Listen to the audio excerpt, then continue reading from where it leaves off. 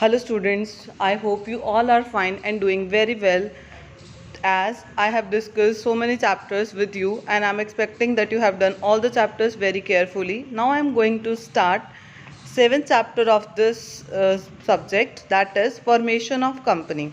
As we have already done joint stock company in second chapter. Joint stock company की formation के बारे में हमने इस चैप्टर में डिस्कस करना है, राइट। तो फॉर्मेशन के लिए क्या क्या स्टेप्स है अभी हम यहाँ पे डिस्कस करेंगे। Whenever we are going to start a company, there are some stages in formation, and the stages are promotion, incorporation of company, capital subscription and commencement of business. सबसे पहले प्रमोटर्स एक idea लेके आते हैं, company को promote करते हैं, फिर कुछ इनकॉर्पोरेशन के स्टेप्स हैं, फिर पब्लिक से कैपिटल रेज की जाती है। पब्लिक हमारी कंपनी के शेयर्स को सब्सक्राइब करती है, कैपिटल सब्सक्राइब करती है। कंपनी के पास अपनी मनी नहीं होती, उसने पब्लिक से शेयर्स की फॉर्म में कैपिटल रेज की होती है, राइट। उसके बाद है कमेंसमेंट ऑफ बिजनेस। जब ये सारी फॉर्मेलिटीज़ कंप्लीट हो जाती हैं, कंपनी के सारे डॉक्यूमेंट्स कंप्लीट हो जाते हैं, तो कंपनी का रजिस्ट्रार कंपनी को बिजनेस कमेंस करने के लिए एक सर्टिफिकेट देता है, that is a stage of commencement of business. Now I will discuss all the stages in detail one by one. Here the first point is promotion. Let's discuss the meaning of promotion. As we know, this is the first stage in formation of company. Promotion means initial work involved in bringing a business concern into existence. Promotion का मतलब यहाँ पे क्या है, business को start करने के लिए प्रमोटर्स एक आइडिया लेके आते हैं और उस आइडिया के ऊपर काम करते हैं, यानी कि बिजनेस को एग्जिस्टेंस में लाने के लिए इनिशियली जो भी एक्टिविटीज़ वो परफॉर्म करते हैं and making arrangements for its proper running. सारी एक्टिविटीज़ प्रॉपरली रन की करें, उसके लिए बहुत सारी अरेंजमेंट्स करनी पड़ती है, तो वो सारा काम प्रमोशन के अंडर आता है। Who is promoter? Promoter is a person who undertakes to form a new company. एक न्यू कंपनी को फॉर्म करने के लिए जो वो एक्टिविटीज़ करता है person, carries out all the preliminary work in connection with its establishment as a going concern। उस बिजनेस को गोइंग कंसर्न बनाने के लिए, इस्टेब्लिश करने के लिए एक पर्सन प्रीलिमिनरी एक्टिविटीज़ करता है। प्रीलिमिनरी वर्ड का मतलब ही यही है, कंपनी जब एग्जिस्टेंस में आती है, उसको एग्जिस्टेंस में आने से पहले जो भी एक्टिविटीज़ की जाती हैं, that is preliminary operations, preliminary activities. जो पर्सन ये सारी प्रीलिमिनरी एक्टिविटीज़ में इन्वॉल्व होकर बिजनेस को गोइंग कंसर्न बनाता है, कंपनी को एग्जिस्टेंस में लेके आता है, वो पर्सन प्रमोटर है। Now let's discuss the functions of promoter. Here the first point is identification of business opportunity. First of all promoter को अपने सराउंडिंग में से बिजनेस के लिए कुछ अपॉर्चुनिटी को आइडेंटिफाई करना है, फिर उस अपॉर्चुनिटी को ध्यान में रखते हुए चेक करनी है उसकी पॉसिबिलिटीज़। फिजिबिलिटी का मतलब पॉसिबिलिटीज़, फिजिबिलिटी देखनी है, टेक्निकल फिजिबिलिटी देखनी है, क्या जो हम मटेरियल सोच रहे हैं, जो प्रोडक्ट बनाने के बारे में सोच रहे हैं, जो सर्विस हम जनरेट करने के बारे में सोच रहे हैं, वो टेक्निकली हम एफिशिएंट हैं या हम उस टेक्निक को ऑप्ट कर पाएंगे। क्या फाइनेंशियल फिजिबिलिटी में देखना है कि उस एक्टिविटी को करने के लिए, उस वेंचर या प्रोजेक्ट को कंप्लीट करने के लिए हमें फाइनेंस रेज हो पाएगा या नहीं, राइट। और प्रॉफिटेबिलिटी एनालिसिस देखनी है, ये सारी एक्टिविटीज़ परफॉर्म करने के बाद हमारे पास इनफ प्रॉफिट रेज हो पाएगा या नहीं, तो ये सारा कुछ आता है फिजिबिलिटी स्टडीज़ के अंडर। नेक्स्ट है नेम अप्रूवल। कंपनी को जो नेम असाइन करना है वो किसी अनदर कंपनी के साथ मैच नहीं करना चाहिए। कंपनी के जो प्रमोटर्स हैं कुछ नेम सजेस्ट करते हैं रजिस्ट्रार को, और रजिस्ट्रार उनमें से कुछ नेम फाइनली अप्रूव कर देता है जो किसी अनदर कंपनी के साथ रिजेंबल ना करता हो। नेक्स्ट हमारा स्टेप है fixing up signatories to the memorandum of association. Memorandum of association एक कंपनी का डॉक्यूमेंट होता है जिस डॉक्यूमेंट में कंपनी के पार्ट्स, ऑब्जेक्टिव्स सब कुछ एक्सप्लेन्ड होता है, और उस डॉक्यूमेंट पे डायरेक्टर्स के, कंपनी के मेंबर्स के सिग्नेचर्स ज़रूरी हैं। वो सिग्नेचर्स वहाँ पे फिक्स किए जाते हैं, सिग्नेचर्स लिए जाते हैं उनके, मीन्स वो सारे मेंबर्स या डायरेक्टर्स की कंसेंट ली जाती है इसके प्रोसेसिंग में, इसकी एक्टिविटीज़ में। नेक्स्ट है अपॉइंटमेंट ऑफ प्रोफेशनल्स। अब ये सारे एक्टिविटीज़ परफॉर्म करने के बाद कंपनी को experts, professionals, CA, brokers, underwriters, ये सारे एक्सपर्ट्स प्रोफेशनल्स की रिक्वायरमेंट होती है, तो कंपनी उन सबको अपॉइंट करती है। इसके अलावा जो भी नेसेसरी डॉक्यूमेंट्स रिक्वायर्ड हैं उनको कंप्लीट किया जाता है। उसके बाद हमारी सेकेंड स्टेज आती है इनकॉर्पोरेशन की stage. As you know, this is the second stage in company formation. A company is said to be incorporated when it is registered with the registrar of joint stock companies. Joint stock companies के जो registrar हैं, जब company को register कर लेते हैं अपने register में, तो that is the stage of incorporation. Is said to be incorporated when it is registered with registrar of joint stock companies. The following documents are required to be submitted to the registrar of companies. One is memorandum of association and another is articles of association. As I have told you earlier, memorandum of association is just that kind of document that contains parts, objectives of company. That company की क्या powers है, उसने किस limit में रह के अपनी activities को परफॉर्म करना है, right. Articles of association is just for the internal management. उसने इंटरनली कंपनी को कैसे मैनेज करना है उसके रिगार्डिंग प्रोविजन सारी आर्टिकल्स ऑफ एसोसिएशन में रिटन होती हैं, और ये दोनों डॉक्यूमेंट्स कंप्लीट करके उसने रजिस्ट्रार को सबमिट करवाने हैं, तब हमारी कंपनी की इनकॉर्पोरेशन हो जाती है. Agreement with propose directors, directors के साथ भी कुछ एग्रीमेंट्स करने हैं. A copy of registrar's letter approving the name of company. जो रजिस्ट्रार एक लेटर देता है जिसने में उसने कंपनी के नेम को अप्रूव कर दिया है.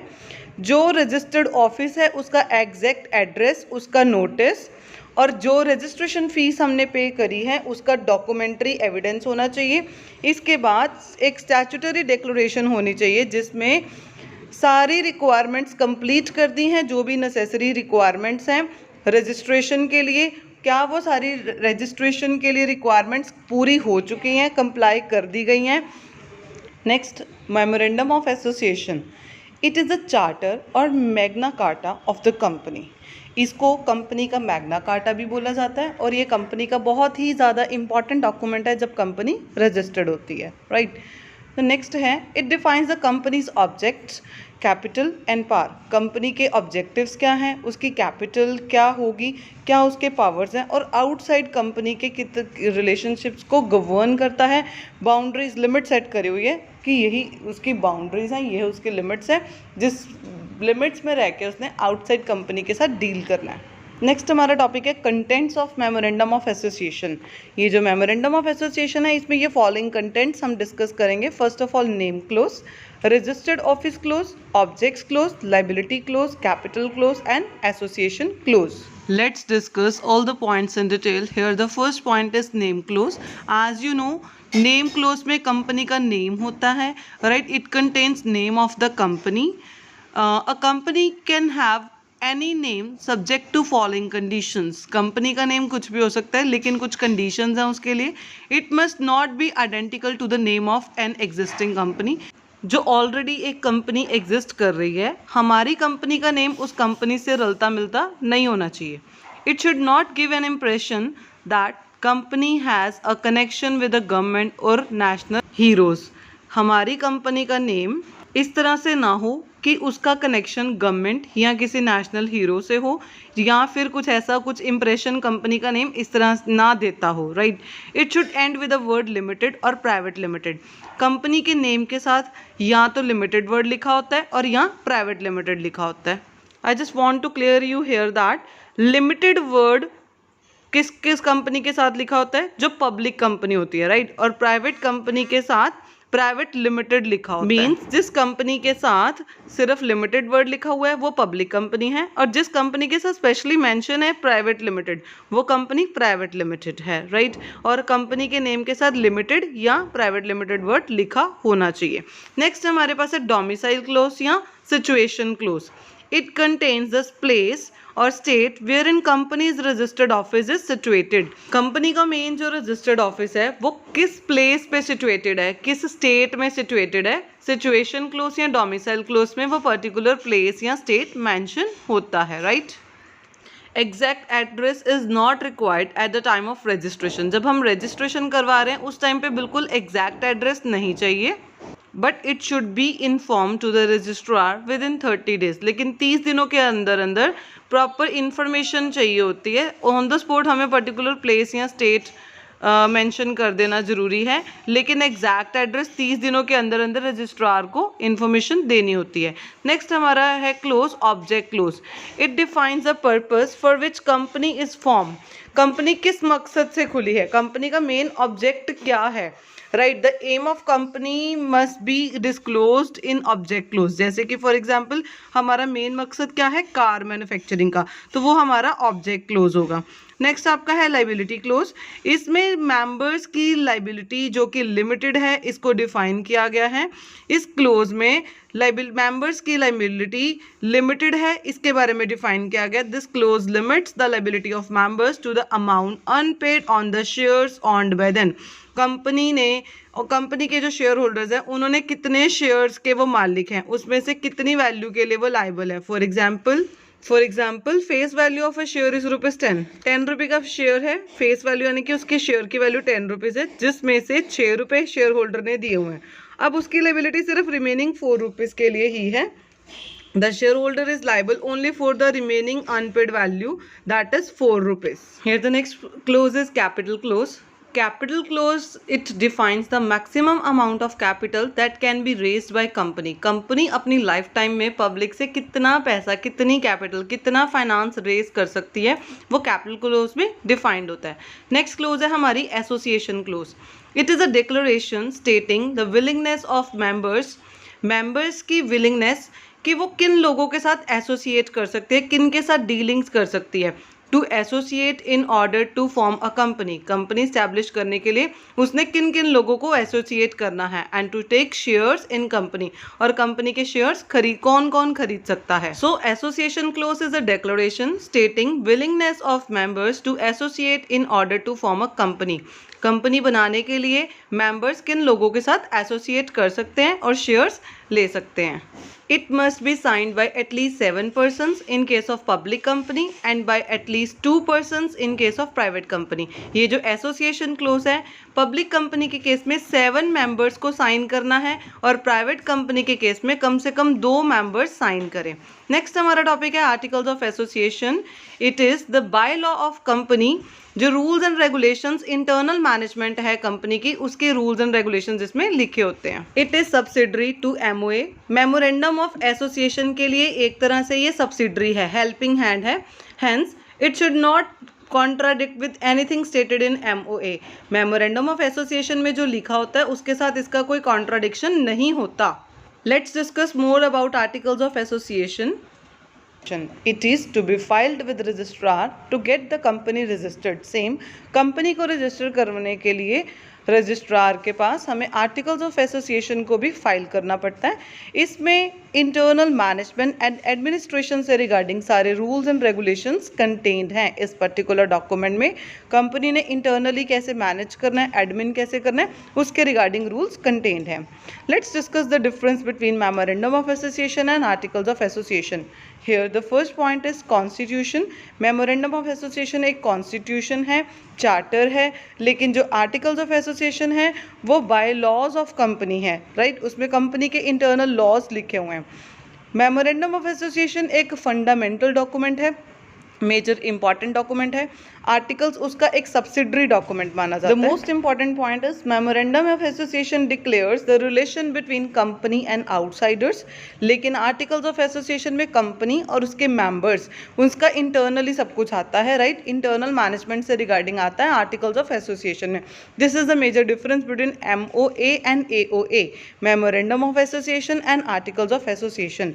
Memorandum of association is compulsory document as articles of association is not as such compulsory, right. Next हमारा point है contains the objects of company.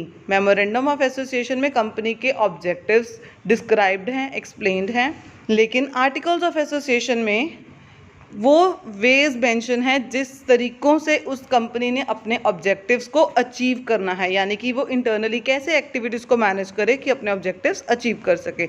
Next हमारा टॉपिक है capital subscription. This is the third stage in the formation of company. Public company can raise required funds from public by means of issue of shares and debentures. एक private company ने public से shares raise नहीं करने होते, ये हमने second chapter में भी पढ़ा था जब हमने मीनिंग डिस्कस किया था पब्लिक एंड प्राइवेट कंपनी का, राइट। प्राइवेट कंपनी शेयर्स जो है फंड्स जो है वो अपने फ्रेंड्स एंड रिलेटिव से ही रेज करती है, लेकिन पब्लिक कंपनी ने फंड्स पब्लिकली शेयर्स और डिबेंचर्स की फॉर्म में पब्लिक से रेज करने होते हैं। तो that is the step of capital subscription. That particular point comes under capital subscription. Here are the following steps that are required for raising funds from public. Public से funds raise करने के लिए हमें कुछ ये स्टेप्स फॉलो करने हैं। सबसे पहले सेबी अप्रूवल। सेबी क्या है? Stock exchange board of India. जो भी कंपनी फंड्स रेज कर रही है उसको पहले अपने आप को, अपने कैपिटल को stock exchange board of India के अंडर रजिस्टर करवाना है और उनकी अप्रूवल लेनी है। फिर उसने प्रोस्पेक्टस फाइल करना है। प्रोस्पेक्टस का मीनिंग हम आगे डिस्कस करेंगे। कंपनी प्रोस्पेक्टस की हेल्प से पब्लिक से शेयर सब्सक्राइब करवाती है। प्रोस्पेक्टस इशू किया जाता है, लोग कंपनी का प्रोस्पेक्टस बाय करते हैं और उसमें कंपनी की सारी प्रॉफिटेबिलिटी अकाउंट्स वगैरह चेक करके उसकी फाइनेंशियल पोजीशन को अंडरस्टैंड करके कंपनी में अपनी मनी इन्वेस्ट करते हैं। That is subscription of capital. Appointment of bankers, brokers and underwriters. जब हमने कंपनी ने अपने शेयर्स पब्लिकली सब्सक्राइब करे, इशू करे, तो कंपनी को बैंकर्स की ज़रूरत है, अंडरराइटर्स की ज़रूरत है, ब्रोकर्स की ज़रूरत है। First of all let me clear you the most important term that is unknown to you, underwriters. Who are underwriters? जब कंपनी ने लोगों से, पब्लिक से शेयर्स रेज करवाने हैं तो इंडिविजुअली कंपनी हर पर्सन को नहीं मिलती या अपने शेयर्स के बारे में नहीं बताती, वो इन बैंकर्स, ब्रोकर्स एंड अंडरराइटर्स को अपॉइंट कर लेती है। अंडरराइटर का मेजर फंक्शन क्या है? अंडरराइटर इज़ अ पर्सन जो कंपनी से सारे शेयर्स खरीद लेता है और वो पब्लिक को सब्सक्राइब करवाता है। पब्लिक अंडरराइटर से शेयर्स खरीदती है। इन केस अगर अंडरराइटर सारे पब्लिक शेयर्स मार्केट में नहीं सेल कर पाता तो अंडरराइटर को खुद वो शेयर्स बाय करने पड़ते हैं। तो अंडरराइटर इसके बदले में कंपनी से कमीशन चार्ज करता है, राइट। तो ये फंक्शंस बैंकर्स भी परफॉर्म करते हैं, ब्रोकर्स भी परफॉर्म करते हैं पब्लिक से शेयर्स सब्सक्राइब करवाने का। Next most important point is minimum subscription, right. इसके रिगार्डिंग केस स्टडी भी आएगी आपको। इसका मतलब क्या है? जब कंपनी ने शेयर्स इशू करे, फॉर एग्जांपल कंपनी ने 5 लाख शेयर्स इशू करे हैं, तो 5 लाख का 90% यानी कि 4,50,000, at least minimum 4,50,000 shares with in a period of 90 days. 90 days के अंदर 90% शेयर्स पब्लिक सब्सक्राइब कर ले।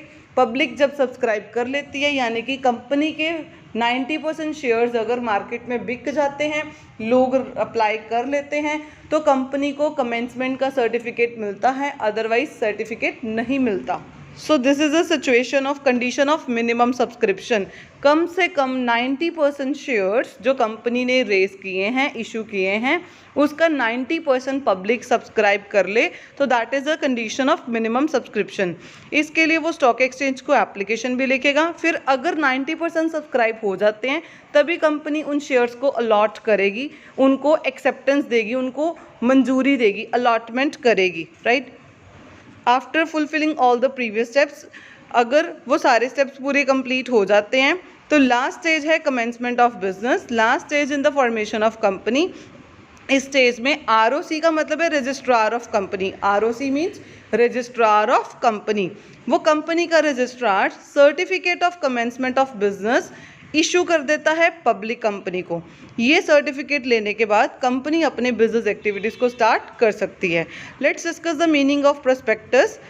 Companies act defines prospectus, any prospectus, notice, circular, advertisement और other document inviting deposits from public. ये एक तरीका है पब्लिक से डिपॉजिट्स इनवाइट करने का। ये एक नोटिस है, सर्कुलर के फॉर्म में होता है, एडवर्टीजमेंट भी हो सकती है। हम पब्लिक से शेयर सब्सक्राइब करते हैं, उनको ऑफ़र करते हैं, उनको इनवाइट करते हैं कि वो आके कंपनी के शेयर्स या डिबेंचर्स बाय करें, परचेज करें, right, purchase of any shares और debentures of body corporate. This is all about prospectus, and after this you need to revise this chapter very carefully, need to solve the worksheet that I'm going to attach with this, do case studies as well. Thank you so much.